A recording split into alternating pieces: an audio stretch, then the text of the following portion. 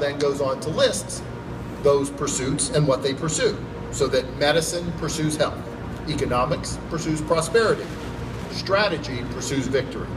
Now, these all make sense as great issues that affect everyone in society, and those goods that Aristotle identified would easily be thought of as items in which all the citizens of a society would be very concerned.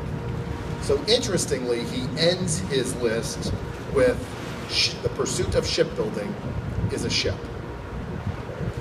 So why is shipbuilding included in his list? Well, imagine that you're living in a democracy that is also a maritime power.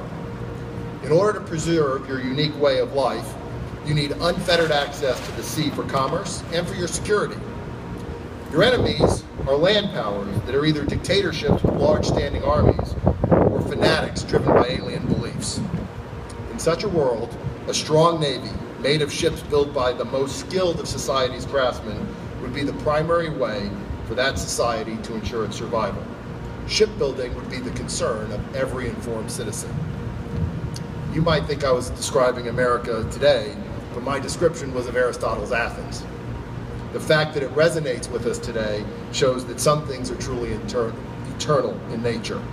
Human nature, the drive for excellence, and yes, shipbuilding. So just as Aristotle recognized the need for Athens to have ships to survive, so today America relies on you, the men and women of Bath Iron Works, to be dedicated to your craft, to build us the good ships that will be crewed by good sailors and which will protect our good society. To give us an example of goodness for this ship, we are fortunate to have a living namesake to inspire us today. So allow me to read part of Captain Hudner's Medal of Honor citation. For conspicuous gallantry and intrepidity at the risk of his life and above and beyond the call of duty, while attempting to rescue a squadron mate whose plane, struck by anti-aircraft fire and trailing smoke, was forced down behind enemy lines, Lieutenant Junior Great Hudner risked his life to save the injured flyer who was trapped alive in the burning wreckage. Fully aware of the extreme danger in landing on rough mountain terrain and in the scant hope of escape or survival in sub-zero temperatures, he put his plane down skillfully in a deliberate wheels-up landing in the presence of enemy troops. With his bare hands, he packed the fuselage with snow to keep the flames away from the pilot and struggled to pull him free. He then remained on spot despite the continuing danger from enemy action and, with the assistance of a rescue pilot, renewed a desperate but unavailing battle against time, cold, and flames.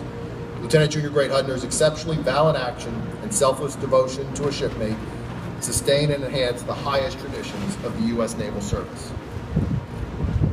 As we remember Captain Hudner's courage, we recall that every time the men and women of Bath Iron Works craft another destroyer, they build a living, lasting reminder of either the courage or the leadership or the intellectual contribution of the very best the Navy Marine Corps team has to offer.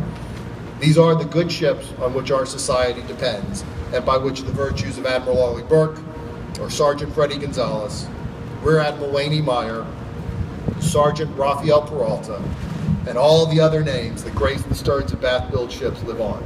They're good ships, inspired by good people, and built by good shipbuilders. Aristotle might be surprised at the technology that exists 2,400 years after his death, but seeing a society of free people depending on ships to keep them free, he would feel right at home here in Bath today. In helping us spread the legacy of Captain Hudner, we are so very fortunate today to have Barbara Miller, the ship sponsor, here with us. Mrs. Miller, throughout her life, the Thomas Hudner will have several commanding officers, and thousands of sailors will man her rails, but she will have but one sponsor. Thank you for your future service to the DDG 116, her crew, and your continued service to our great, and might I say, our good nation. Thank you very much.